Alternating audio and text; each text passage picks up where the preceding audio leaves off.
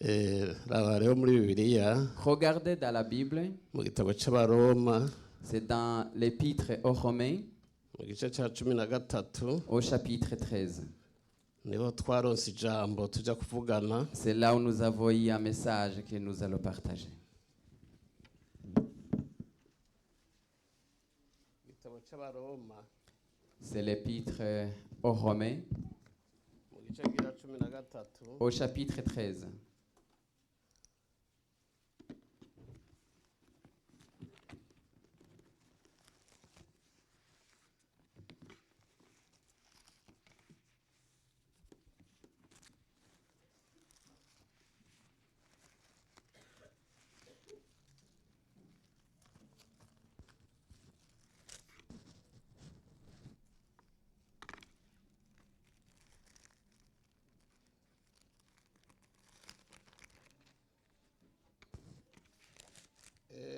ni hariya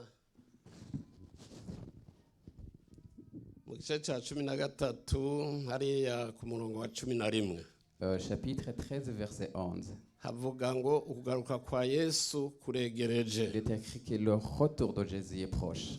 Izi ndirimbo zose Et toutes ces chansons, numvise yuko muvuga ko mwiteguriye kugaruka kwa vous Yesu. avez dit que vous êtes prêts pour le retour de Jésus-Christ. hariya rero havuga ngo kugaruka kwa Yesu kuregereje.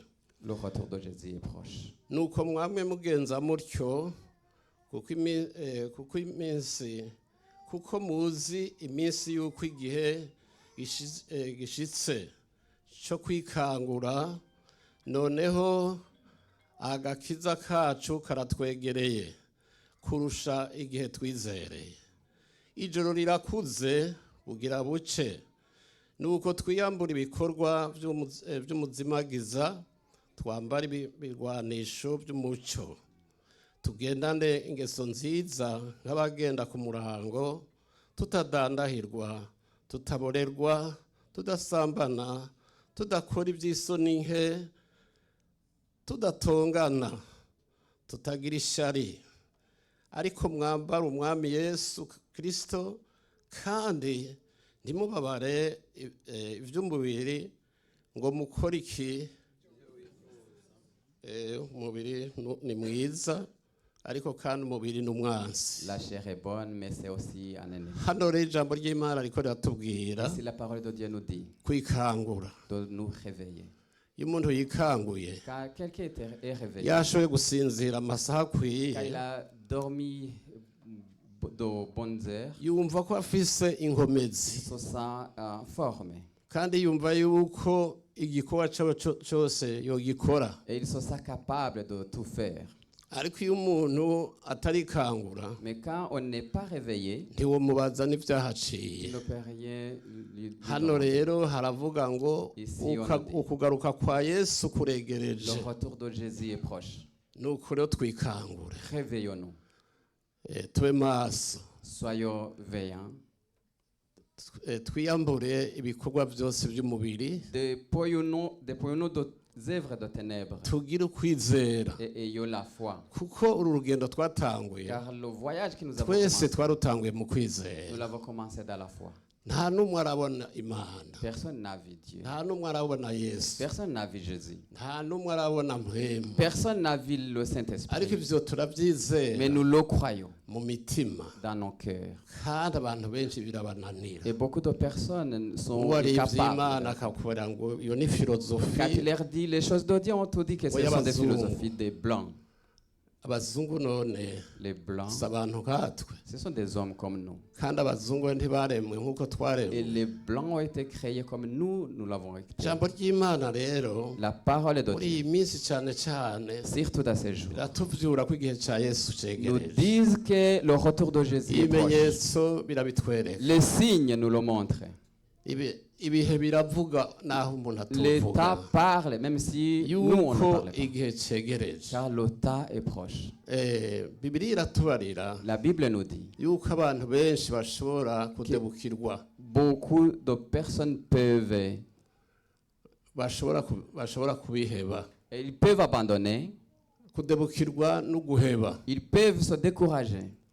ni ukwiyumanganya ibyo warimwo. c'est ce que tu étais en train de faire. abantu rero bagatangura kuraba isi Les gens commencent à regarder le monde. satani nawe akaba Et yababonye Satan les a déjà agaca repérés. abatwara kure mu Il va by'isi entraîner loin kandi dans bamaze le gushika monde. mu by'isi Et quand ils sont plongés dans le monde, baca bakwa gusenga et c'est fini la prière. baca bakwa ikintu cyose C'est fini toute chose cyo kurondera imana de chercher Dieu. agaca abaha ibikorwa mbere Il leur attribue des naho hari tâches. umuntu atahora akora ukaja wumva ari gukora akazi Même si c'était quelqu'un qui était en chômage, il va commencer à travailler. wamubaza ateka akazi Et que karamize tu lui poses la question, il va dire non, non, non, c'est le travail. atega ndakeneye muri iyi Je minsi suis en paix, en manque en ce moment. kandi umuntu wese aha Et toute agomvye personne kuba ici, mukene yoba mukene s'il veut être pauvre, il peut l'être. kandi agomvye no gutunga S'il yotunga veut être riche, il peut l'être aussi. kuko byose bikorera mu mitima Car toute chose, c'est dans le cœur. imana ikorera mu mutima Dieu travaille dans le cœur. n'isi ikorera mu Et le mutima monde aussi travaille dans le cœur. nicyo gituma rero C'est pourquoi abashobora kunesha ceux qui peuvent vaincre, n'aba bantu biha yesu ijana ku c'est ijana toutes ces personnes qui se donnent à hama Jésus yesu agaca 100%. akora igikorwa Et que gikomeye Jésus fasse un grand travail mu mitima dans leur cœur. umuntu agaca atera yunguka Et que chaque personne aille ariko wa wundi nawe en- atera ahomba et l'autre personne perd. ariko ijambo ry'imana riravuga ko Mais la parole de Dieu nous dit yesu ari mwiza cyane que Jésus est bon.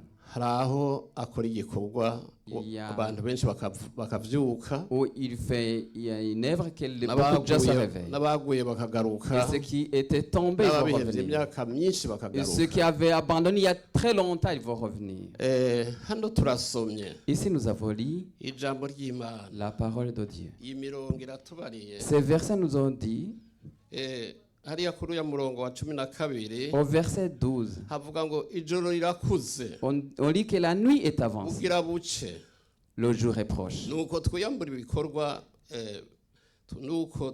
ibikorwa by'umuzimagiza Dépouillons-nous des œuvres des ténèbres. mbega umuzimagiza murawuzi Est-ce que vous connaissez les ténèbres? murawutahura Est-ce que vous comprenez ce que ni c'est? umwiza C'est des ténèbres. twiyambura ibikorwa by'umuzimagiza Dépouillons-nous des œuvres des ténèbres twambare ibirwanisho et by'umuco revêtons les armes de lumière. tugendane ingeso nziza Marchons honnêtement, nk'abagenda ku murango comme en plein jour. hanyuma hano hari ibintu bishika bitandatu Ici, il y a au moins 6 choses umwansi w'urugendo rwo kuja mu ijuru qui représentent l'ennemi de ce voyage vers le havuga ciel. ngo twiyambure ibikorwa by'umuzimagiza Dépouillons-nous des œuvres twambare des ténèbres, ibikorwa by'umuco mais revêtons les armes de tugendane lumière. ingeso nziza Marchons honnêtement, nk'abagenda ku murango comme en plein jour, tutadandahirwa loin des excès de livres ni kimwe et l'ivrognerie. tutaborerwa Et l'ivrognerie. ni bibiri C'est la deuxième chose. tudasambana Sans, Les de bitatu. l'impureté, c'est la troisième chose. tudakora iby'isoni nke Et sans ni luxure, bine quatrième. tudatongana Sans querelle, ni Cinquième. bitanu tutagira ishari et des jalousies. ni bitandatu 6 choses. ariko hariho n'ibindi vyojako Mais il y en a d'autres qui peuvent être ajoutées. ivyo kandi ni umwansi kuri twese Tout cela, ce sont nos ennemis à tous. kuko uwo mwansi witwa satani Car cet ennemi qui s'appelle ibi bintu Satan, arabikoresha cyane il utilise ces choses. no ku baje mu ishengero Même ceux qui sont dans no ku l'assemblée. babatirijwe Même pour ceux qui, no pour ceux ku qui bamaze sont igihe baptisés. kinini mu Même ishengero pour ceux qui sont, pour qui ça fait longtemps qu'ils sont dans l'église. iyo batihaye neza yesu Quand ils ne se kristo sont pas donnés correctement à Christ ngo bamenye gutandukanya et qu'ils savent distinguer, usanga bica bibafata parfois ces choses les attaquent. ibi rero ni umwansi Ce sont des ennemis bigumiza abantu mu mwiza qui tiennent les gens dans les ténèbres. nico gituma ijambo ry'imana ritubarira C'est pourquoi kwikangura la parole de Dieu nous dit de nous réveiller. kandi ibi Et iyo cela. iyo umuntu akiri muri izi ngeso Et quand on est dans cette aba marche, ari kure y'imana il est loin de Dieu. nk'uko imana yatumye yesu Car kristo comme Dieu a envoyé kugira ngo Jésus-Christ yesu kristo aze pour que Jésus-Christ vienne aserukire imana et qu'il représente Dieu avuge porogaramu zose z'imana et qu'il donne tout le yerekana programme de ingene Dieu umuntu ashobora kuzoshika mu et ijuru qu'il montre ry'imana comment l'homme peut arriver dans le ciel de Dieu. niko kandi iyo umuntu amwihaye C'est pourquoi quand un homme se amufasha donne à ibi lui, byose bigasohoka il l'aide pour que toutes ces twebwe choses sortent. twese twari muri ibi ivyo Nous tous, on était dans ces choses. ariko imana Mais yaraduhinduye Dieu nous a changés. mu bushobozi bwa yesu Dans kristo la puissance de Jésus-Christ hamwe na mpwemu et yera du Saint-Esprit. tugashishikara twama imbuto Et nous avons porté des fruits. haleluya Alléluia.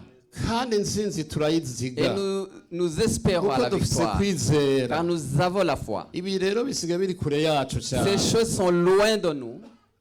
kandi na yesu arabizi Et Jésus le sait aussi. urumva yesu niwe ga Vous yaducunguye savez, c'est Jésus qui nous a kandi niwe sauvés. yama tuvugira Et c'est imbere lui qui intercède pour nous. kuko ari iburyo Car bw'imana il est à la droite de Dieu. igihe yadoga mu ijuru Quand il est monté au ciel, yashitse atanga raporo il a donné le rapport. aravuga ati mvuye hahandi muri vya bikorwa Il a dit, je bikomeye viens d'accomplir l'œuvre importante. kandi ivyo bikorwa Et ces œuvres, nahora nkora ndabisigaranye abantu cumi n'umwe je les laissais à 11 personnes. kandi nabo ndazi ko bazokunguka Et je sais qu'eux aussi, abandi ils vont gagner. benshi Ils vont gagner beaucoup d'autres. bazobishingira intahe Ils vont témoigner. bazobikwiza hose Ils vont le répandre partout. nico gituma yasize bariya bigishwa C'est pourquoi il biwe a dit à ses ati disciples, ndabahaye je ubushobozi vous donne la puissance ku mpwemu mbi sur les mauvais ndabahaye esprits. ubushobozi Je vous donne la puissance kuri ivyo vyose sur toutes ces choses biza birwanya qui ukwizera viennent combattre la aca foi aravuga ati nuko mutwara ubutumwa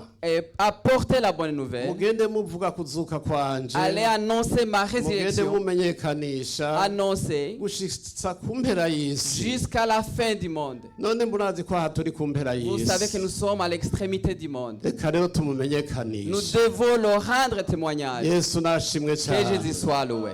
kandi yesu avugire muri Et twese que Jésus parle à nous tous. umuntu wese yumva Que umuhamagaro chaque personne sente son appel. n'utahagurutse ngo agende Même celui qui ne se lève pas et part, ariko arungika abagiye au moins qu'il envoie ceux qui kuko sont partis. kuko urungitse ugiye Car si tu supportes celui qui est parti, tu es parti avec lui. twaravuze ubutumwa mu burundi bwa ruguru Nous avons prêché la bonne nouvelle dans au nord amaprovensi du Burundi. yose ntiyari bwumva ubutumwa bwiza buhoro Mais le monde entier n'avait pas encore entendu la ariko bonne nouvelle. amashengero yo mu manuko bw'uburundi Mais les églises du sud du Burundi yarahagurutse se sont levées. abatagiye bagatanga Et ceux qui ne partaient pas, ils ont hari donné. imperezwa yitwa dukwiza ubutumwa Il y avait une offrande qu'on appelait de répandre la bonne nouvelle. iyo mperezwa yarakoze igikorwa cyiza cyane Cette offrande a fait une bonne œuvre. bibiliya iravuga ngo La Bible dit, abizeye ceux qui croient, muze mubatirize baptisez-les. mu izina rya data wa Au twese nom de notre Père Céleste iry'umwana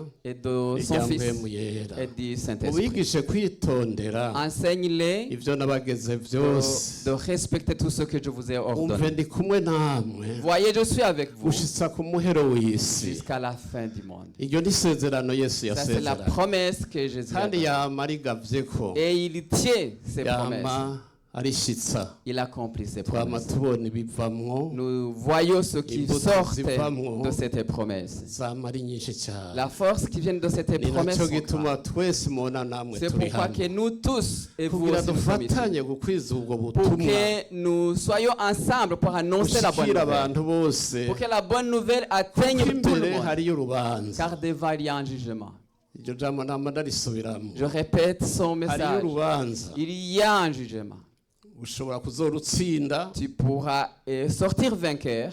kandi nanjye nshobora Et moi, kuzorutsinda je pourrais sortir kuko ce tugumye vainqueur. neza muri yesu Car nous kristo nous tenons bien en mpwemu yera Jésus-Christ. agaca adufasha Et que le Saint-Esprit nous aide kubishitsa neza d'accomplir no précisément gutandukanya ibidahwana et de discerner ce qui ne convient pas. ijambo ry'imana riratubarira La parole de Dieu nous dit, tugira dusome hariya icete cya mbere cy'abatesalonike nous allons lire dans la première épître Au aux Thessaloniciens au chapitre 5.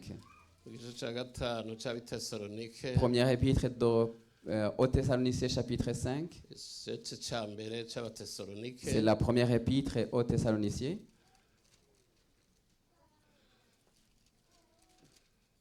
mu gice cya gatanu Au chapitre 5.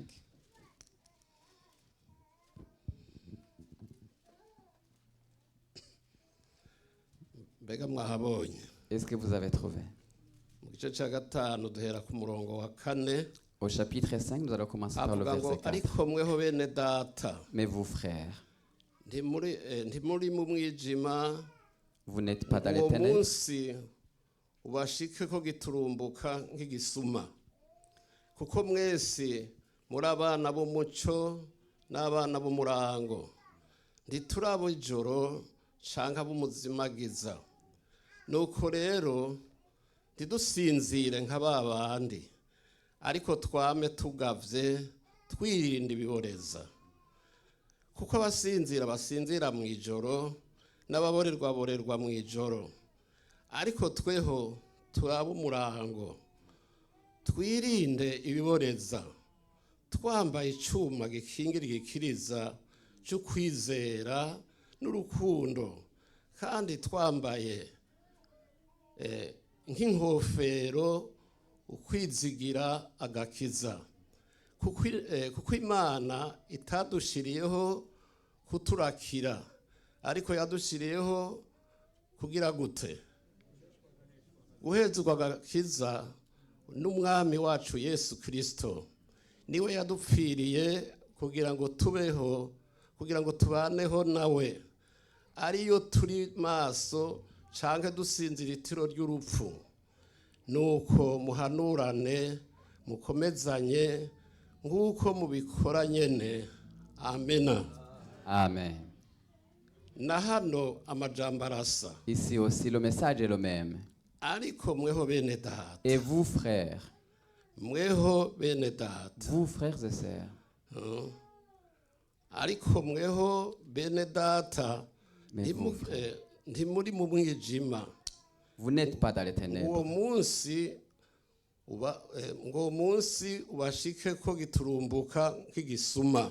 Pour que ce jour vous surprenne comme un voleur. Twese turazi igisuma. Nous savons, nous tous, les voleurs. Kandi igisuma Et un voleur, ni ikintu gifise amayeri. c'est quelqu'un qui a de la ruse. Iri jambo amayeri Le mot ruse, ni ururimi rw'Iringara. ça vient du lingara. Hanyuma rero mayere, Et son mot mayele. ubwo jewe nagiye Kinshasa, Moi, j'ai été à Kinshasa hanyuma nkaza nzi kuvuga Iringara. et je savais parler le lingara. Mu Kirundi ni ubwenge bwiyorobetse. En Kirundi, c'est une intelligence, mais Bakubariye qui se bati déguise. bakuye mu Iringara. Quand on te parle à Kuko ngaha lingara, hari abarizi car ici, il y en a qui connaissent le lingara. bati uyu muntu ni umunyamayeri. Quand on te dit que cette personne est rusée, Tumenya ko ari igisuma tu sais que c'est un voleur canke ko ari umwivyi. ou alors qu'il est les voleurs. Hano rero turiko turabona iri jambo Ici, nous voyons ce mot. yuko twebwe atazotwubira, Nous ne serons pas surpris. ariko twiyambure. Mais Muri depuis iki nous, gice baravuga ibiboreza. dans ce chapitre, on parle d'ivrognerie. Mwarabonye umuntu aborewe. Vous avez vu les ivrognes. Umuntu yaborewe asa n'uba Quelqu'un- atariho, Et c'est comme s'il n'existait pas. kuko naho yoba yari umuntu yize amashuri menshi, Même si c'était quelqu'un qui a beaucoup usanga ariko d'études, aratembagara mu ibarabara. tu vas le voir en train de tomber dans Kandi la naho rue. yoba yambaye aya makositime Même s'il twambaye, est en costume, usanga yose yacafutse. les costumes sont devenus sales. Ugasanga aho hose ntahagera ikirenge, Partout, haba mu bishanga acamwo, il passe partout, n'importe haba où, mu vyatsi que ce acamwo. soit dans l'herbe. Ugiye kumuvugisha Quand tu naho vas le parler, akubarira amajambo adatumbereye. il te parle avec des mots incoordonnés. Hama ugaca umenya uti umuntu yaborewe. Et tu connais que Kandi la agenda personne aricako, est ivre. agenda aratemba, Il tombe kubera yuko aborewe. parce qu'il est devenu Ubwenge ivre. bwose buba bwagiye. Toute l'intelligence est partie. Nico gituma Bibiliya yihaniza C'est pourquoi la Bible akaborerwe. interdit Kandi ugomba kutaborerwa, l'ivrognerie. Car si tu veux éviter l'ivrognerie, ureka kunywa na nkeya. tu dois éviter Ureka no de boire. kumviriza. Tu No dois, kumviriza tu ntiwumvirize. dois éviter même de goûter. Urabona hari hano, urabona hari iwacu mu gihugu, Vous voyez chez nous dans le abantu pays, badandaza ivyo biboreza, il y en a qui font le commerce de ces cyane cyane boissons inzoga alcoolisées, z'ibitoki, surtout la boisson Inzoga qui vient de z'impeke, banane et de baca sorgho. bagenda bavuga ngo ngomba guhonja. Il parle de goûter. Iyo rero hari abantu 50 bafise iyo mibindi, S'il y en a 50 personnes qui arayetura vont, yose il va akayeza passer par aborewe. ces 50 personnes pour goûter, mais après il va ariko devenir yavuga ngo ivre. ariko arahonje Mais il va dire qu'il est en train de goûter. hari aho ashika agaca atemera Et gutemera parfois, gutemera mwebwe ntimubizi vous ne comprenez pas ce terme. biza abanywanzoga C'est ceux qui boivent hariho les umuntu boissons de atemera no mu l'alcool. qui bindi bakabona awutembagaje Il y en a qui Atararuhuka. peuvent même boire tout le temps pas. hanyuma rero urumva ntabakiguze aca aherukira kuri zo zo guhonja Et c'est fini, il n'achète plus parce qu'il a goûté aux 50 pots. iyo rero ugomba kuzibukira icaha Si tu veux te débarrasser du péché, turinda no kuja guhonja tu ne dois même pas goûter. iyo umuntu avuze ngo ariko arakwereka Quand icaha on te dit qu'il te montre un péché, umwamira hakiri kare et rejette-lui. kuko wa mwansi aba ari aho Car le Satan est là. hanyuma b'abadayimoni miliyoni Et miliyoni les millions et des millions de démons bagarariza mu ijuru qui se sont révoltés au bafise ciel, les agents ils ont des agents. abakozi Ils ont des agents. nibo bayerera C'est hagati mu c'est bantu les agents qui circulent entre les gens. bavuga amajambo menshi yo Ils kuvugira annoncent satani beaucoup de paroles pour proclamer Satan. hama nawe uri umuntu w'imana Et toi, en tant qu'enfant de Dieu, zibukira abo bantu et tu dois Pawulo t'éloigner. yavyigishije cyane Mets-toi à l'écart. we yavuga ngo no kubaha indaro ntimubaha Et Paul indaro a dit même, ne les donne même pas ariko murazi ko dufise abantu d'hébergement. b'inshuti benshi badakijijwe Mais vous savez que nous avons beaucoup d'amis qui ne turabakira sont kandi pas turayaga croyants. On les accueille, ariko on tukirinda discute kuyaga avec eux. ivyaha Mais on doit éviter le péché. kandi tukirinda guhonja ku majambo Et nous yabo devons nous éviter de goûter sur leurs paroles. hanyuma rero bibiri iratubarira ko La Bible nous dit, tudakwiye gufatwa n'ibiboreza nous ne devons pas être dans kuko l'ivrognerie. umuntu aba mu kaboregwe Et comme quelqu'un qui ntashobora vit kumenya ivyo ariko arakora dans l'ivrognerie, il ne peut même pas savoir ce qu'il est en akora train de ivyaha faire. gusa Il n'y fait que des péchés. kandi niwe mu bunyamahane Et c'est lui qui est ashitse l'auteur de muhira dispute. ashitse muhira aje atangura kurwana Quand il arrive à la maison, il commence à kandi se battre. umugore wiwe ntiyigera akora ivyiza na rimwe Et sa femme ne fait jamais kuri de uwo bonnes mugore choses. wiwe ni nk'umuntu ari muri prison Car sa femme, c'est comme quelqu'un qui est en prison. atari zibura ya mugabo Mais pas les prisons qui Amaprison sont en muri Europe, Afrique. mais les prisons canke d'Afrique. prison z'i Guantanamo Ou les prisons de Guantanamo. prison mbi cyane zo muri Ce sont de Amerika mauvaises prisons en Amérique zifunga nabi cyane qui emprisonnent d'une façon kandi iyo cruelle. kandi izo prison Et ces prisons, ziri no mu gihugu na kimwe cy'Amerika ils ziri hariya ne sont pas des États américains. ziri hariya mu bihugu hariya vya Fidel Castro Ils sont dans le pays de Fidel Castro, dans le pays de mu Cuba. karere ka hariya iyo prison y'i Guantanamo C'est là où il y a cette prison de abantu Guantanamo. benshi rero muri iyo prison Et beaucoup de gens dans ces prisons, bamwe bakora bakaruhariwe mu gukora ikibi ce sont des gens qui sont des malfaiteurs. niyo bapfungirwa C'est par là où on bahagati les muri enferme. Amerika yo hepfo yo hagati C'est dans l'Amérique canke Amerika yo mu ou manuko Amérique du Sud. kubera iki Pourquoi? kubera abantu barabaye bakinani Parce qu'ils sont devenus des nico gens gituma ijambo ry'Imana rero impossibles twebwe à tukiri muri gérer. uru rugendo Nous qui sommes dans ce voyage, ritwibutsa kugaruka kwa la parole Yesu de Dieu nous rappelle du retour de Jésus. kugira ngo Yesu aza guhamagare Pour que Jésus t'appelle wumve n'inzamba igihe inzamba et que tu izovuga entendes la trompette ni quand il ukuba sonnera. wariyambuye ibi byose Cela veut dire que quand tu auras dépouillé toutes ces choses ukaba umurerekeye ku et myugariro tu attends la porte kandi ukaba uri maso et que tu udasinziriye es en train de veiller, tu ne dors pas. nico gituma ijambo ry'Imana C'est pourquoi la parole de Dieu, rivugwa hose muri aka il karere est en train d'annoncer partout dans la région kandi umuntu wese et que aryakiriye chaque personne qui reçoit la parole de Dieu bimukiza urubanza ruzoza le sauve du jugement à venir. kuko urwo rubanza ruzoba rubanza rubi Car le cyane jugement sera et très cruel, ariko Yesu agukangure mais que Jésus te réveille, ube maso que tu sois vert.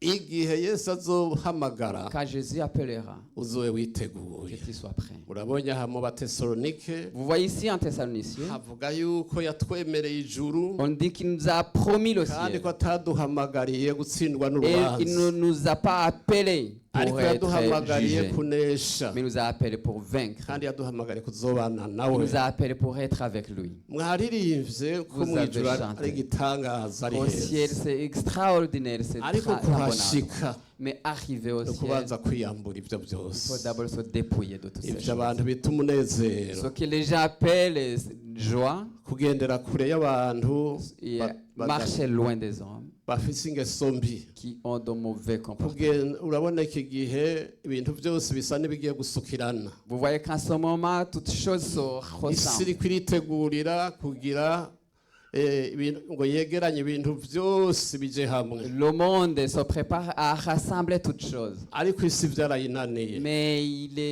c'est Isi possible. iragerageza gushyiraho ibintu bita oni Le monde essaye d'instaurer ce qu'on ngo appelle kugira ONI, ngo itange inyishu zigoye Pour apporter abantu ku isi, des réponses aux problèmes qui pèsent dans le monde. ariko nayo ntavyo yoshobora. Mais il n'est pas à mesure. Yashize abasota hirya no hino, Il a placé les militaires un peu kugeza partout. n'iwacu muri Afurika, muri Kenya Même chez nous bariyo, en Afrique, au Kenya, il y en a. ikambi y'abanyamerika, Il y a un cas ntayitari américain. hariya mu buraruko bwose bwa Djibouti hari ikambi nini, Il y a un cas, un grand cas en Djibouti. hariya muri Isirayeli En hose hariya Israël, amakambi, partout il y a des cas. hariya muri Siriya narabonye Syrie. hariya amakambi, Il y a aussi des cas militaires.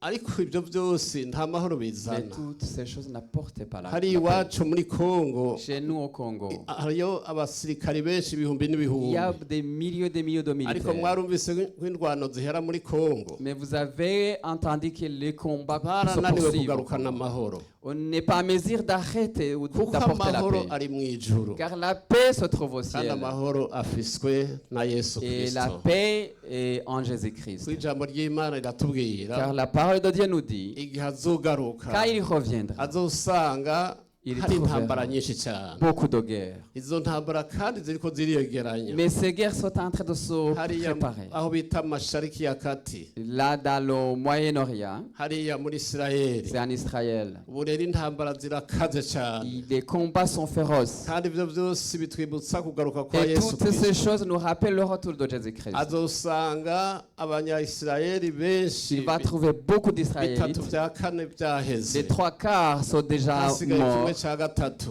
Mais juste un tiers sera Kuri iyi vivant. ndirimbo duheje kuririmba Et la chanson que nous venons ivuga de ngo chanter, uwadupfiriye qui kera dit celui qui est mort pour araza mu nous, bicu, il va venir sur igihe les nuées. azoseruka mu bicu Quand il apparaîtra sur les intambara nuées, izoba ihiye rero aho hantu la mu guerre kiyaya sera cyitwa à son Harumagedoni. paroxysme, c'est à Armageddon. Iyo ntambara rero ya Harumagedoni Cet combat nta d'Armageddon, muntu n'umwe yobesha ku isi personne ne peut wavuye mentir muri oni. qu'ils viennent de l'ONU. Hariho umukozi wa oni ariyo n'ubu, Il y a un représentant de l'ONU qui est ariko là, sur byaramunaniye place. ko yohagarika Mais il n'est pas à mesure iyi ntambara d'arrêter ya Hamas, cette guerre d'Hamas, iyi ntambara yo hagati ya Isirayeli cette na guerre Irani. entre Israël et Iran. Ibyo byose twebwe kubizera Toutes ces choses bitwibutsa ko nous twebwe rappellent Yesu Kristo ari hafi que le retour de kuza Jésus kudukiza izi ndwano est zo ku proche de isi. venir nous sauver de toutes ces guerres. Mbega urabyizera? Est-ce que tu crois ça? Je ndabyizera Moi, je le cyane. crois.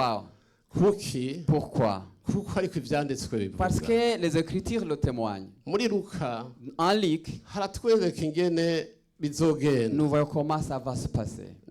Ntitwobisoma byose On ne va pas byerekana tout kugaruka kwa Yesu. lire qui montre le No retour de muri Jésus. Matayo Même à Matthieu, haravuga yuko il est écrit icyo gihe hazoba amagorwa qu'à akomeye ce cyane. moment, il y aura beaucoup de tribulations. kandi isi ija ku magorwa menshi. Et le monde se dirige vers ces ariko tribulations. kugira ngo tuzibukire Mais ivyo pour nous nuko épargner twokwitegurira de toutes ces kugaruka kwa choses, Yesu c'est Kristo. de nous préparer kandi pour le retour kwitegura de kugira Jésus. kwa Yesu Et se préparer pour le si retour de ukubaka Jésus. inzu, Ce n'est pas construire les si maisons. ukugura imiduga, Ce n'est pas acheter des si véhicules. ukugura ibintu byaha ku Ce n'est isi, pas acheter des choses de ce monde. ariko no gutegura imitima C'est de yacu. préparer nos cœurs. Imitima yacu ikaba Que nos yiteguye cœurs soient prêts. ifise Yesu neza mu Et il y mutima, a Jésus correctement. ifise mpwemu yera Et mu il y a mutima, le Saint-Esprit dans nos cœurs. kuko ico gihe Car à ce moment, azobanza aze il va d'abord venir. imbere muri kwa kuza Et kw'ibanga, il va venir en cachette. abanza C'est- atware, Il va d'abord enlever. abanza atware, Il va d'abord enlever. abanza atware ishengero ryiwe, Enlever son église. hanyuma rero aca abisa lo Et catastrophe, après, il va laisser place à la tribulation. aca abisa yakuyemo ishengero ryiwe il va d'abord prendre son église, kuko hariho isezerano car il y a une promesse yanditswe muri gitabo cy'ibyahishuriwe Yohana écrite dans le livre mu d'Apocalypse gice cya gatatu au chapitre 3, umurongo wa 10. verset 10. iryo jambo ndarizi no mu mutwe Je connais son rivuga ngo message. kuwihanganiye Comme tu as été patient, tu kuwihanganiye as été patient. rihagire urisoma Qu'il y ait quelqu'un qui lise ce verset. kuko ntitwovuga mu mutwe ijambo On ne ry'Imana va pas dire par tête la naho parole de Dieu. uribika mu mutwe Même si rizogufasha tu l'as gardé dans ta quelque ariko part, ça kandi va ko t'aider. dukoranye gutya Mais tungana comme gutya nous assemblons comme ça, reka nsaba umuntu umwe aza arisome je vais demander à quelqu'un de venir nsame lire. hano pasteur Je vais Terence demander au pasteur Terence arisome de venir lire gatatu kuri 10 3 gusa. verset 10. turasoma mu izina rya Yesu. Ko witondeye ijambo ryo kwihangana kwanje, nanjye nzokurinda igihe cyo kugerageza kigira kize mu bihugu byose, kugerageza ababa mu isi. Amen. ko witondeye Comme tu as persévéré, irigira kabiri ijambo ry'iki la deuxième chose, la parole de quoi? mbega kwihangana biroroshye C'est une parole de persévérance. nibyo binanirana Et la persévérance n'est ko pas facile. witondeye ijambo ryo kwihangana Comme kwanje tu as gardé la parole de nanjye persévérance à moi, nzokurinda et moi je te garderai, igihe cyo kugerageza À l'ère de la kize mu tentation, bihugu byose qui va venir sur le monde entier kugerageza abari mu isi pour bose éprouver les Isi habitats yose. de la terre. kugerageza abari mu isi Éprouver yose les habitats de la terre. ndimwo nawe urimo Je suis dedans, tu es dedans. nicyo gituma rero C'est pourquoi duhagarara ku masezerano nous nous y'Imana tenons sur la promesse de iryo Dieu. jambo ni ijambo rikomeye C'est un cyane message important ryerekana ko qui montre que ishengero rya Kristo rizoba eparanye l'Église de Jésus-Christ sera épargnée. rizohishwa L'Église sera épargnée. mu kindi kirundi En rizokinjishwa d'autres mots, l'Église sera amageragezwa épargnée des niyo tentations, sene iri kwiyerekana de mu ces isi scènes qui apparaissent dans le monde. hanyuma rero C'est pourquoi abahirwe n'aba bantu bama ceux qui biteguriye sont heureux, c'est ceux qui se kugaruka préparent, kwa Yesu ceux qui se Kristo tiennent prêts pour le retour de Jésus-Christ. urabyiteguriye Est-ce que tu es prêt? mbega Est-ce ndavyiteguriye que moi je suis prêt? reka tunamike amaso Baissons yacu nos visages. tunamike amaso yacu Baissons nos visages. umuntu wese yibaze Que chaque personne mbega s'examine za ngeso et le comportement bibiliya yatubarira hano que la Bible nous a dit.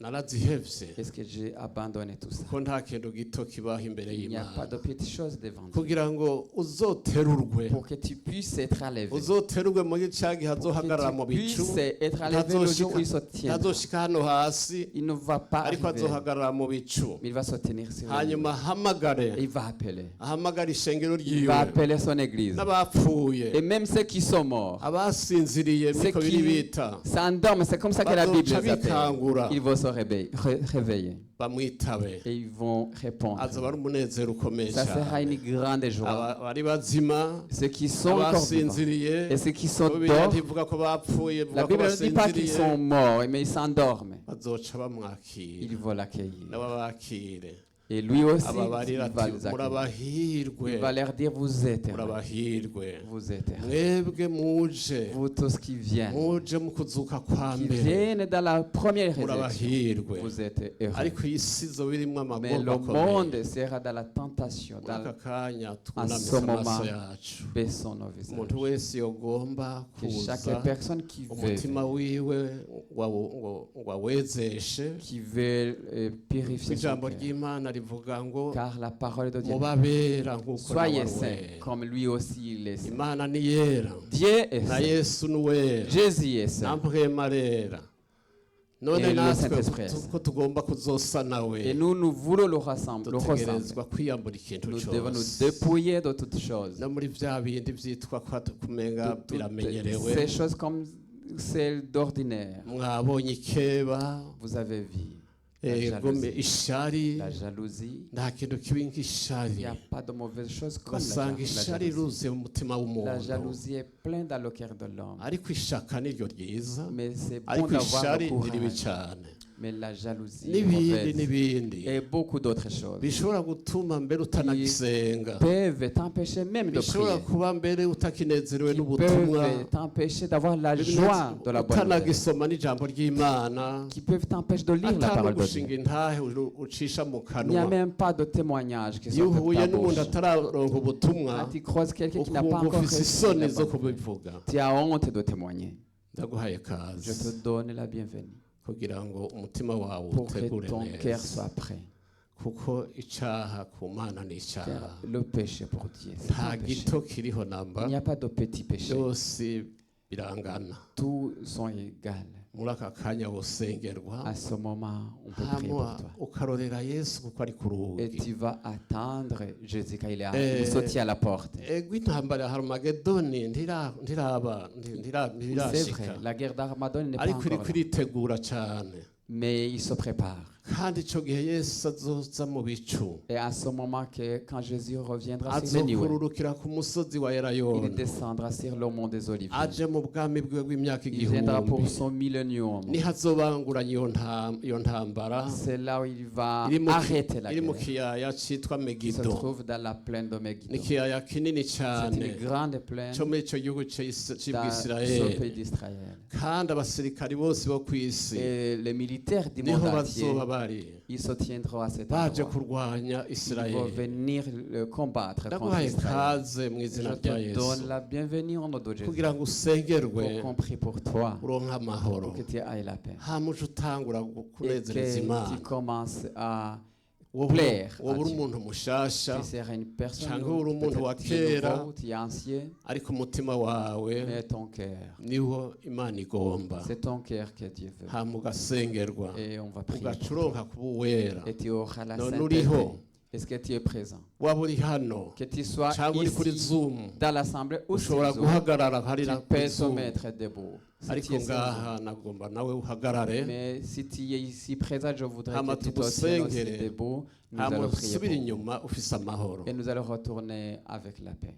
Ndaguhaye kaze, Je te donne la bienvenue. kuko iki ni igihe cy'uko umuntu wese akwiye kwiyeza. C'est un bon moment pour que chaque Ijwi rikubarira personne ngo se prépare. oya rorera ejo, oya Cette voix qui te wewe dit attends nuryumvire demain. iryo uno munsi, Écoute kuko cette uyu voix. munsi niho uri ngaha, C'est aujourd'hui. kandi ijambo ry'Imana muri C'est Yakobo aujourd'hui. rirabuza Et la kuvuga part de ngo Dieu dit ivy'ejo, ce qui est de demain.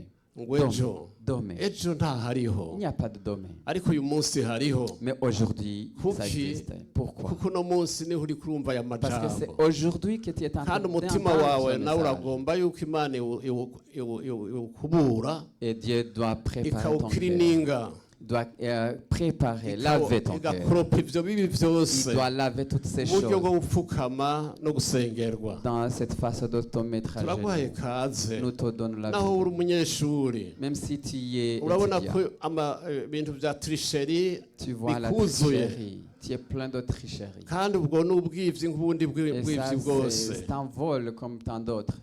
Nuze kugira ngo Vene. usengerwe, Venez pour kugira qu'on prie pour ubineshe no kubanza gusengerwa. toi. Venez. Pour que tu Ndaguhaye puisses venir, tu kaze. dois d'abord Ndaguhaye être kaze, compris pour toi. Je umwanya te donne la uracari bienvenue. mwiza, Nous avons encore 10 kuko uyu temps. mwanya nawo ni uwo gufasha Car imitima, c'est un bon moment kuko intumbero de yacu sauver les cœurs. Car intumbero yacu yo objectif, kuza hano notre objectif kuri uyu munsi ici, guhimbaza pour Imana ce jour, ni ukugira ngo dutange umwanya c'est pour que nous puissions uriya donner le muntu temps naho yoba umwe pour que cette personne, même si afise c'est une seule intambara mu personne, mutima, si tu as un combat aza dans le cœur, gusenga bikanka akabura n'ivyo asenga. il n'a même pas de quoi prier.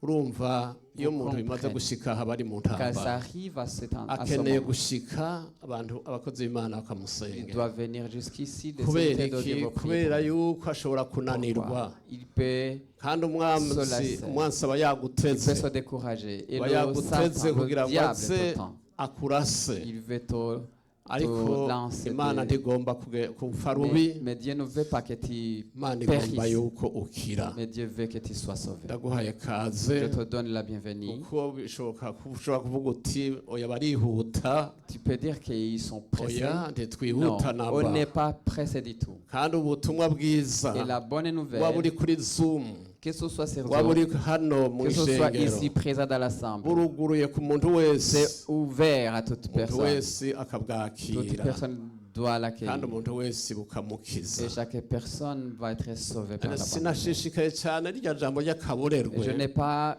insisté sur Umuntu le yaborewe, message d'ivrognerie. Yesu Car Imana ce yaravuze qui n'est mu pas gitabo sobre. cya Yesaya 5. Dieu a dit dans le livre d'Ésaïe, Uzosoma icyo chapitre gice 5. cyose cya Yesaya Tu 5, peux lire tout le chapitre 5 d'Ésaïe. uzobona ububi bwo Tu kuburerwa. verras le malheur qui se Ingene trouve dans bishika no l'ivrognerie. mu bacamanza. Comment ça arrive même dans la Kubera ari justice. imborerwa bagaca baca urubanza rwa ngondegonde. À cause de l'ivrognerie, il faut juger incorrectement. Ntibabanguranye Il abantu faut rendre ngo babacire imanza z'ukuri. de mauvais Kandi jugements. Bibiliya avuga ngo bacamanza bazobazwa Et la Bible dit que bazobazwa ibikomeye les juges leur kuri seront wa demandés munsi beaucoup de wo guca choses imanza. au jour du jugement. Ndaguhaye kaze, Je te donne la bienvenue. ntugire ngo twakwije Ne dites canke pas umwanya wakwe que oya. le temps est accompli, non. Nusubira inyuma udateguye Si tu retournes sans te préparer, si vyiza na gatoya. ce n'est pas bon du tout. Ariko tugiye gusengera aba. Mais nous allons prier pour ceux qui sont ici. Ego ngira nsabe hano uyanyegereye asenge. Je vais demander à celui qui est tout proche de moi de prier. Mana data wa twese uri mu ijuru, Père céleste, mu izina rya Yesu au turagushimiye nom de Jésus, cyane. nous te rendons gloire. Turagushimiye kuri iri jambo Nous twumvise te kuri uyu remercions pour ce munsi. message que nous avons reçu, Ritwibutsa ko uri hafi kuza qui nous gutora rappelle que ishengero tu es ryawe. proche de venir prendre ton église. Turagushimiye ukanguye imitima Nous te yacu rendons mwana. gloire car tu as réveillé nos cœurs. Ubwo uyu muntu wese asinzire ngo Pour toute yikangure, cette personne qui s'est réveillée, kuko uri hafi kuza. car tu es tout près de revenir. Ibimenyetso byo kuza kwawe Les birahari. signes de ton retour sont là. Naho umuntu yoba Même si asinziriye, quelqu'un est endormi, arabona ko uri hafi kuza gutora ishengero. c'est visible que tu es prêt de venir Kandi prendre uzojana ton umuntu église. yejejwe. Et tu prendras celui qui est prêt. Uzojana umuntu yatunganije Tu ubugingo prendras celui bwiwe. qui a sanctifié sa vie. Uzojana umuntu itandukanije Tu prendras celui n'ibyaha. qui s'est séparé du péché. Turagushimiye Nous kwiriganuka te rivuye mu remercions pour ce ijuru. message qui vient du Mu ciel. izina rya Au Yesu nom de Kristo. Jésus-Christ.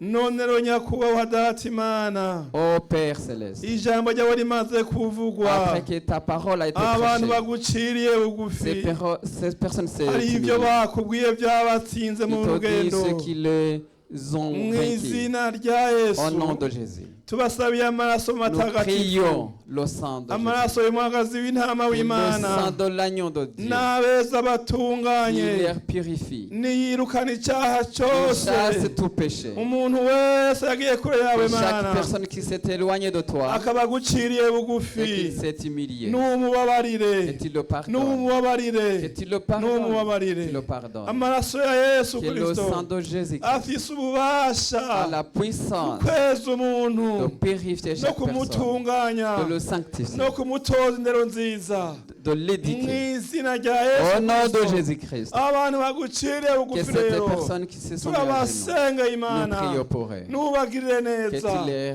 fasses du nubareme bien. mu yindi mitima Que tu mishasha, leur donnes de nubaha cœur amahoro nouveau. mu mutima, Que tu leur donnes de la paix dans leur baciye cœur. bugufi Imana, Car ils soient humiliés. bagende amahoro, Qu'ils partent en paix. bagende banezerewe, Qu'ils partent dans la joie. mpemu wawe Que yera ton Esprit Saint aronke ikibanza mu mitima yabo, trouve la place dans mu leur izina cœur. rya Yesu, Au nom de Jésus. bicare barindire wa munsi Qu'ils attendent le jour inzamba y'Imana où la izovuga. trompette sonnera. Turagushimiye Nous te Mana, rendons gloire. n'abari kuri Zoom Que ce mwami, soit ceux qui sont sur nubwo bari Zoom, kure, même s'ils sont impande loin, zose urahari, partout dans le monde, ushika kure tu es cyane présent. Mana, Tu es arrivé loin. ibiganza badugije, Ces mains qu'ils ont urazi ibyo levées, bakubariye, tu vois ceux qui t'ont nubasanga annoncé, aho bari, que tu les retrouves là où ils nubagire sont, imbabazi, et que tu les pardonnes, nubeze, que tu les sanctifies, nubatunganye que tu les rwose. sanctifies. Haleluya, Alléluia. haleluya, Alléluia. haleluya, Alléluia. haleluya. Alléluia. Urakoze Mana, Merci Seigneur. turagushimiye Nous te remercions. ko imbabazi zawe Car ta zikiriho, miséricorde est encore là. kugiharira Mana, Car tu pardonnes encore. kuteza imitima Sanctifie encore. ikurondera.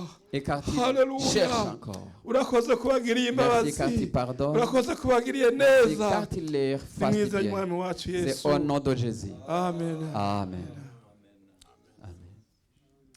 Haleluya. Alléluia. Musubiraho mwari mwicaye. Regagnez vos places. mwakira amahoro et recevez la paix. haba mwebwe cyangwa bari kuri Que Zoom. ce soit ceux qui sont ici ou s'ils ont. Muri iki gihe murabona ko vuga ubutumwa biragutse À cyane. ce moment, la bonne Iri nouvelle jwi rishobora gushika kure. arrive trop loin. Mu gihe twari Ottawa Quand on était à Ottawa, muri kwa kwezi kwa kane au mois d'avril, barambariye abantu bo muri Buraya il yose, y en a qui sont en Europe et qui m'ont barambariye bo dit. muri Aziya, Ceux qui sont en Asie, barambariye m'ont bo muri Afurika, dit. Ceux qui sont en Afrique, yuko inyigisho et bazikurikirana. ils suivent nos enseignements. Kandi baravuze ngo Et ils ont dit, twaciye turuhuka mu et mitima, nos cœurs ont été natwe apaisés. twarahagaze kuri iyo Et antene nous nous sommes tenus sur turavuga cette tuti antenne. isi yose Et nous nivyumve disons que toute la terre yuko l'entend, dusabye imbabazi, que nous demandons le pardon. twasaba imbabazi Imana On demande pardon à kandi Dieu. twasaba imbabazi Et on n'ishengero. demande pardon à l'Assemblée. Hanyuma rero umukristo umwe Ottawa yarantelefoniye Un chrétien d'Ottawa m'a arambaza ngo téléphoné. sinari nzi yuko abakozi b'Imana nabo Je bihana. ne savais pas que les serviteurs de Dieu Ndamubwira aussi nti, demandent pardon. boreka kwihana gute kandi aribo bigisha kwihana. Ils doivent confesser aussi car eux ils enseignent la Ati confession. ntabyo nari nzi Lui, nagomba il dit ndabibaze gusa. que je ne le savais Urabona pas, je vous le demande. abakristo bararekure kudutelefone Vous avez les croyants, sont kuko permis de nibo nous appeler. dukorera twe turi Ah, abakozi c'est à babo. eux que nous servons, nous sommes les Rero serviteurs. kwihana ni ijambo La ryuzuye muri confession, Bibiliya, c'est un message qui nous haba donne la mu Bible. isezerano rya Que ce soit kera dans l'Ancien haba mu Testament isezerano ou dans le rishasha. Nouveau. Kuko iri sezerano rishasha Car le Nouveau Testament, Imana yaragombye ko riba rishasha. Dieu a voulu qu'il soit nouveau. Kuko ririya ryabonetse kuri Sinayi Car l'autre qui est venu au ryabonetse Mont ari Sinaï, rinyantege c'était, il était ridashobora faible. guhindura umuntu Il ne neza. pouvait pas None changer iyo la agiye personne. gusenga correctement. kumva ko naho asenga bidashika, Quand il allait prier, ariko ça ne suffisait pas. iri sezerano rishasha Mais le Nouveau Testament, igitangaza, c'est incroyable. umuntu arasenga kumva ko umenga Quand arashitse on mu prie, ijuru, c'est comme si on est déjà arrivé au ciel. hanyuma yava mu buryo bwa mpwemu Et quand et agaca asubira après, kwibuka ko ari mu isi, il se rappelle qu'il est toujours dans le ariko monde. yanezerewe, Mais il était dans la joie. yahimbawe, Il était dans la joie. bizocura iki gushika mu ijuru. Ça sera Mu ijuru encore hazoba meilleur quand on umunezero sera au ukomeye ciel. cyane. Il y aura une None grande rero joie. Imana ishimwe Que cyane. Dieu soit loué. Muri aka kanya En ce rero moment, no gusengera abantu bafite imitwaro nous allons prier pour ceux qui ont des atari fardeaux, ibyaha qui ne sont pas de ariko péché, yamageragezwa mais des fardeaux de tentation, y'indwara. de maladie. Murabona imibiri Vous yacu voyez nos iratugora corps, cyane ils nous kubera dérangent. si imyaka gusa, Car ce n'est pas seulement les années, birava ku gihe c'est umubiri aussi w'umuntu à cause ugezemo, du moment dans lequel le corps kandi est umuntu arrivé. ashobora kurwaza C'est possible qu'on peut avoir des malades hanyuma akabura uko et abifata. qu'on ne voit Biriya pas comment rero faire. baguma bagutelefona, On continue à haba t'appeler. iwacu muri Afurika urabona Que ko ce soit bakunda chez nous en Afrique, vous gutelefona. voyez qu'ils Hari aho aiment nahagaze appeler. ngaha nja numva telefone iriko J'étais ici, irasona, puis j'ai namwe eu un appel. muratwenga. Bariho muri Afurika bagomba Ce sont kumbarira déjà en ibyabo, Afrique qui veulent me raconter les twaravuganye histoires. mu nyuma, Après, on s'est ndavuga nti parlé. mu masaha hariya nimuzosubire gutelefona, J'ai dit, dès baterega mon après twebwe ivyo n'appel. ntitumenye ivyo uriko Il répond, nous, uratubarira, on ne sait pas ce que tu twe nous tubona ari ku racontes. murango Nous, tukavuga ko on ari voit ku que murango c'est la nyine. journée, c'est de la journée. Kubera rero sinabatatiye cyane ko ntibari bazi aho Ils ne comprenaient pas où j'étais. na ingorane bafise, C'est des problèmes. nawe baragutelefona Ils t'appellent kandi aussi. barakwandikira, Ils te textent. bakakubwira bati Ils biracika, te disent c'est nawe fini. ugaca uhagarika umutima. Et toi aussi, tu None ko utashobora kwishyura ibyo bibazo, ne peux pas te répondre. bihereze Yesu. Mais donne tous ces Kandi problèmes, benshi tous ces baradushingiye problèmes. ntahe yuko Et tu te rendras yuko bace bishyurwa Ils ont été répondus. igihe bahagurutse nk'uko Quand ils se bagasengerwa, sont levés pour kuko ayo comprendre. masengesho si ay'ubusa mu La mwami. prière n'est pas vain. Biranditswe ngo au gusenga Seigneur. kwanyu si ukubusa mu mwami. Votre prière n'est pas vain dans le Seigneur. None hariho ufise Y en umutwaro a-t-il naho yoba umwe gusa, que soit un hamba qui est en agasengerwa, pardon, on va prier. hanyuma rero agaca arorera, Et il va attendre. akazobaza uzotelefone, Et tu vas appeler. uzotelefone ubaze, Tu vas demander. imitwaro myinshi yarakorotse. Beaucoup de fardeaux ont été tombés. Imitwaro yo ni myinshi cyane, Il y a beaucoup de duhora tuvuga fardeaux. n'imitwaro y'impapuro Ils nous disent il y a des problèmes zo de muri papier, iki gihugu. des documents de ce pays. Uwo bitabangukiye muri iki gihugu, Celui pour qui ce ndakubwira n'est pas ukuri facile ko dans ce ari pays. ibintu bikomeye cyane, Je te dis que c'est pas facile. ariko ko utabishoboye Mais comme tu ne le peux pas, Yesu arabishoboye Jésus est capable. kandi amasezerano arabishitsa Et la promesse nico est gituma accomplie. rero C'est pourquoi, waba uri kuri Zoom que tu sois sur Zoom, ushobora nawe guhagarara tu peux aussi te tenir wowe debout. ufise umutwaro Tu peux kanaka avoir un fardeau quelconque. umupasiteri umwe hariya mu gihugu cy'u Un Rwanda certain pasteur au Rwanda, yarambariye ati il m'a dit, mu bikorwa uzokora dans tout ce que tu feras, ntuze waje kumviriza umuntu akubarira ati ngomba tubonane ne laisse pas d'écouter quelqu'un ati jewe uwo muntu qui te yasanze cherche. ntagira umwanya Il y en a qui m'a trouvé que je n'avais pas du temps. ati ahambarira ndamuyanto Il m'a yandi dit. mfise ibintu byinshi Oui, nikwese je ngazi suis très occupé. uzoza uyundi munsi Viens un autre jour. aramubwira ati pase gerageza Il m'a unyakire dit, pasteur, kuko essaie de me ntuzi icyo recevoir. ndakubarira Quand tu ne sais pas ce que je vais te kandi yari raconter. umukirisi ari mu ntambara zikomeye C'était un fidèle qui était dans de ati combat. umuntu umwe Une seule minute.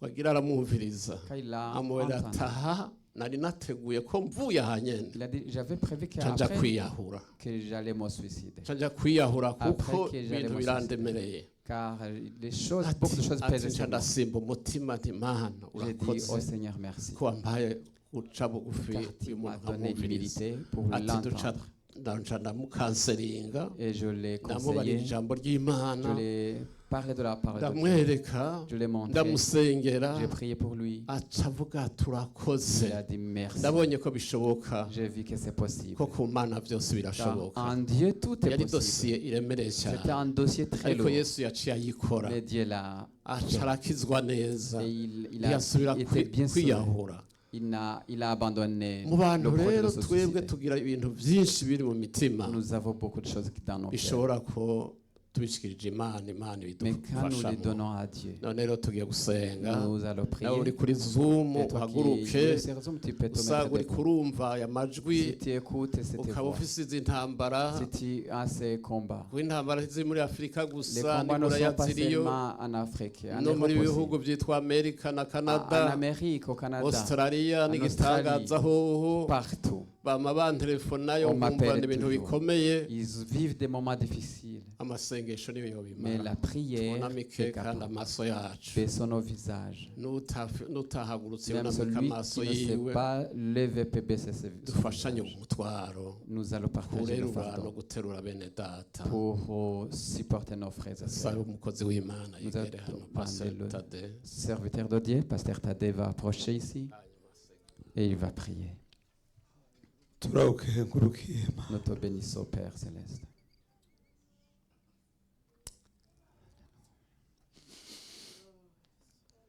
turagushimiye Nous te remercions. muvyeyi mwiza mukunzi wacu Père Céleste est notre ami. uradukunda kandi uratwitwararika Et tu prends soin de nous. iyo ukangura imitima y'ishengero yibutsa kugaruka Le kwawe cœur de l'Église en rappela ton retour. nuko mwema bivuga vyeruye Parce yuko que uri le ku Saint-Esprit rugi le dit publiquement que tu kandi es ugira uze gutwara uwo wakoye amaraso tu vas y'igiciro kinini prendre ton épouse que tu as rachetée par ton sang. kandi dukwiye kubaho nk'abantu bafise Et nous ivyizigiro devons, comme des gens qui ont de l'espoir. haleluya Alléluia. ariko tukiri ino Mais, et duhura n'intambara nyinshi nous avons beaucoup, abantu bagaragazwa il y benshi a beaucoup de tentations, abantu bagahura n'ibyago bitandukanye beaucoup de problèmes. bikabatesha kwihebura bakigagira kugira ngo wamugwanize aronke abiyisasira Et le ariko diable, mwami mais turagushimiye nous te rendons gloire. waravuze ngo ndabahaye Car tu as dit, ububasha je vous donne la puissance. muzokandagira inzoka na Celui qui sikoropiyo marchera sur muzorya le serpent, n'icica nacyo celui kizobagira manger le poison, umuntu arwaye celui mana qui est malade. Oh, mana Oh mana Seigneur, mana abantu bahagaze hano personne qui se bafise trompe. amagaragazwa n'intambara intambara de tentation n'indwara et des combats. kandi et des ibyo maladies. byose ni ibintu bitandukanye C'est diverses ariko choses, bizigirije umugeni mais qui ko entraînent bahagaze les rero mu ngoro yawe comme ils soutiennent des nawe personnes bakaba bakuzaniye et imitwaro qu'ils t'apportent leur fardeau. turabasengeye Nous prions pour elles. ngo ubagirire ubuntu mana Leur face. umuntu wese umutabare Personne umuntu wese umugirire ubuntu que chaque umuntu wese personne umukize le secours. umuntu wese mana Chaque personne au yahagaze imbere y'imana tenu debout devant ari izo mpapuro que ce soit ces ari n'ibindi Que ce mwami soit autre bitandukanye autre chose. nta kintu na kimwe wewe kikunanira kuko uri imana ishobora Le byose Tout-Puissant. Qui est le Tout-Puissant? Qui est le Tout-Puissant? yo yesu kirisito ntugendagende muri iri koraniro Promène ukora ibirenge ibyo dans ton assemblée tugusabye que tu fasses plus que no nous te kuri demandons. zumu kubuko nyene Que ce soit umuntu pareil wese aux autres. atarafise amahoro aca Que yagira chaque personne qui n'avait pas kugira la ngo paix, mana il la basubire muhira retrouve. bumva yuko imitwaro yakorotse Et que tout le monde kandi sente que les fardeaux bidegembya sont tombés. mu izina rya yesu kirisito au umwami nom de n'umukiza Jésus, niwe Notre tubasengeye Seigneur, que nous prions. amen Amen. Continuez.